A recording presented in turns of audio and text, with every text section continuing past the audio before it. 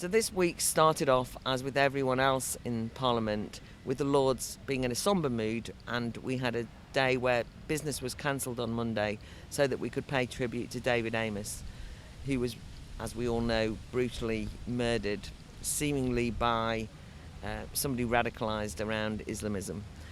It was actually a series of fitting tributes, and I have to say that, as with all the tributes to Sir David, he comes over as being somebody who was a man who worked incredibly hard. I mean, he was the chair of so many committees that I discovered, and there were very funny stories, and it all felt very honourable. It was quite a short set of tributes from people who knew him well, although there was, of course, some people who insisted on making speeches in general.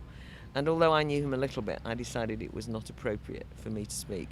The only thing I was slightly concerned about was I knew him as a hard Brexiteer, and that was what he was known as, and he was very proud of his Euroscepticism. He was, before it was fashionable, before anyone voted for it, campaigning for the UK to leave the EU. And I didn't like the fact that was slightly skipped over. I mean, everybody wanted to talk about him as a champion of endometriosis, the work he'd done on fire sprinklers. All of these things are perfectly creditable, but there was something about the not mentioning Brexit in the Lords, which, as the Lords is full of Remainers, made me feel uncomfortable.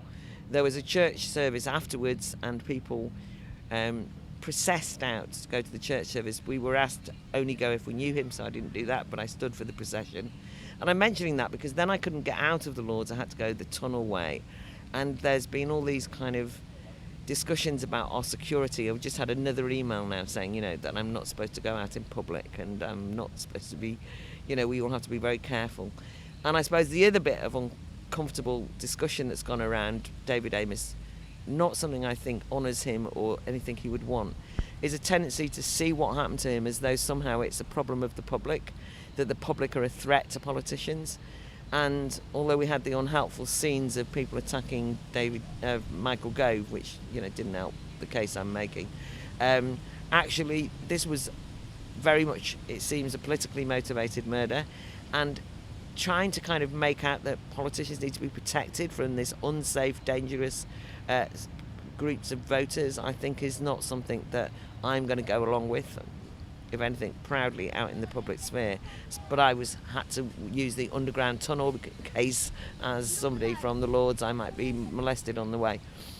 One thing that was peculiar was that there was a very loud demonstration outside the Commons and the Lords with a drama going on and on.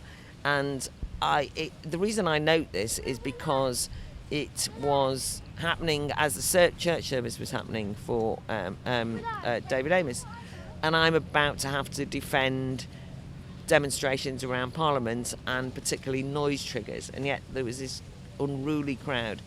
And I do, of course, defend their right to protest, but they were there on the torture of beagles, and they were animal rights activists who said they were there to honour Sir David, but in fact they were just being obnoxious and nuisance. And I thought it was dishonourable and bad faith and, tone deaf. And I don't just mean the drums. So that was something that I had to bear in mind. The week has then continued, and a few extraordinary things have happened for me, which was I was just sitting in, listening to questions, and suddenly a new question popped up, and I'm not used to this, where a question appears on the screen, and it was on COVID, and I had to listen to and endure a whole stream of people standing up, demanding Plan B, everybody obsessing about masks, demanding that why are the Tories not wearing masks, and I realised that it was one of those jumpy uppy downy debates, and I thought, I'm going to jump up. So I jumped up several times, didn't get taken, and eventually did.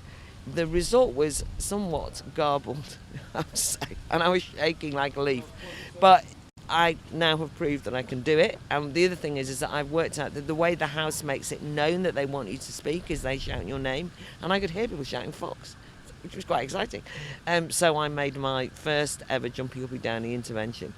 But in all seriousness, the minister actually gave a perfectly respectable reply, and the minister was holding the line on no Plan B and actually explaining that there was more to running society than COVID. But almost an hour later, we had the health minister actually almost renege on that, although he said no plan B, threatening plan B, basically appeasing the scaremongers. And one thing that's obvious is that journalists, and I can't stand that this has happened, are yet again campaigners demanding that we go into lockdown measures of one sort or another, demanding social distancing, saying sooner, quicker, faster, and all the rest of it. And the opposition parties in the House of Lords were leading exactly the same chant. And there is just a group of people around the Westminster elite, both journalists, lobby journalists and politicians, who just do not want normal to return and are not prepared to take any risks at all. However, they are prepared to jeopardise the social good of our society and our communities by basically only seeing things through COVID eyes. Very infuriating. The other thing that's happened is that I spoke on the police and crime bill, and it was interesting because this is a huge bill, very important. I expected the chamber to be packed because the House of Lords at the moment is packed. The dining rooms are packed, the bars are packed. You can't get, it's like you have to queue up to go in, right? So I can now see hundreds of people, but in the chamber, during what was a very important bill, there was hardly anyone there. I mean, and these were matters of some importance, I would say. It's the committee stage, so it's got an informality about it. You're not on list anymore, so in a way you jump up, but there's hardly any competition.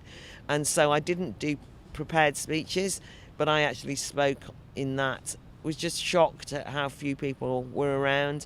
But I realised that what happens is why the chambers are empty sometimes and the Lords is full is because people are being whipped to vote on various things, and so they have to be in, so they vote, but they're meeting relatives for dinner and so on and so forth. And in that sense it does feel a bit clubby and something I'm a little uncomfortable with.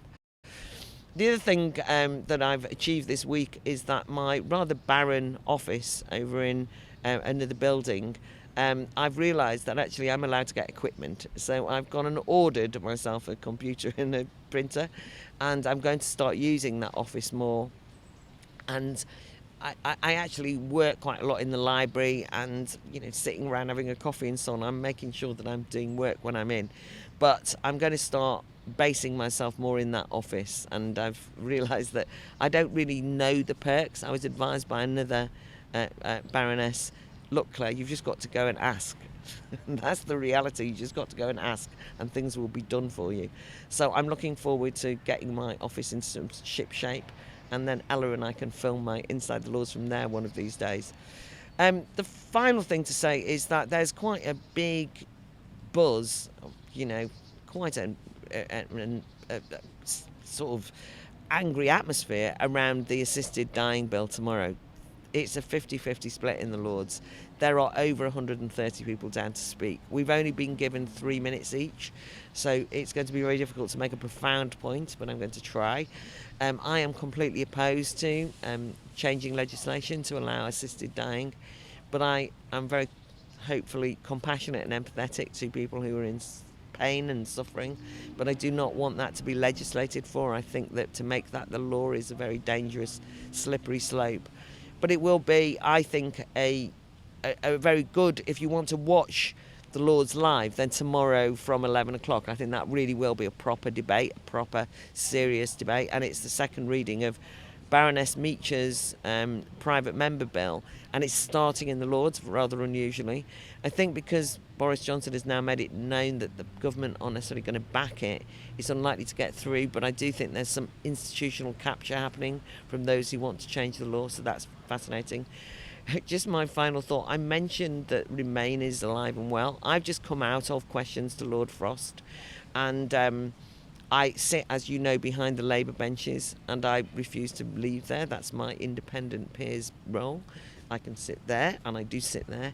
But when I was listening to the way that they behaved and the kind of questions they asked Lord Frost on Brexit, I really did think, what am I doing sitting here? I'm surrounded by Remain alliance. I mean, these people are actively forming a rejoin party. They are emphasise endlessly that Britain is not to be trusted internationally, what our reputation is, all because we've upset the EU. They see them, all of their references are, but the EU says they honestly can't get used to the fact we've left the European Union. And David Frost was heroic, funny, solid, and made the points about sovereignty and democracy in a very positive way, and I heard him as much as possible. I'm actually going to go over now to the LGB Alliance conference. I'm very proud to be going there, actually. I know that there's a couple of other people from the House of Lords who are going as well. I'm going to their debate on cancel culture. The reason why it's very important that parliamentarians attend that conference, which has been going on all morning, is because they have been described as a hate organisation. It's become almost the case that if you state that a woman is a woman biologically, you are a TERF. I think Ellen Whelan made this very point. There's not even any nuance now. We're all TERFs. And to describe the LGB Alliance, a credible and creditable organisation that's trying to carry on the work that Stonewall originally started before it itself became captured, to try and cancel them before they've even started, to stop them getting charitable status and so on, is abysmal, abominable and so on. But the main thing is that it's going to come up during the online hate crimes discussion, or the online hate bill, which is going to come up in the next few months, because you can ban organisations that fit under the category of hateful. Will the LGB Alliance be one of those organisations? At the moment they will be, and I'm determined that they won't be. In fact, I'm determined that nobody gets to define hate in legislation. So the online safety bill is one of the ones I'm going to be preparing for in the next few months.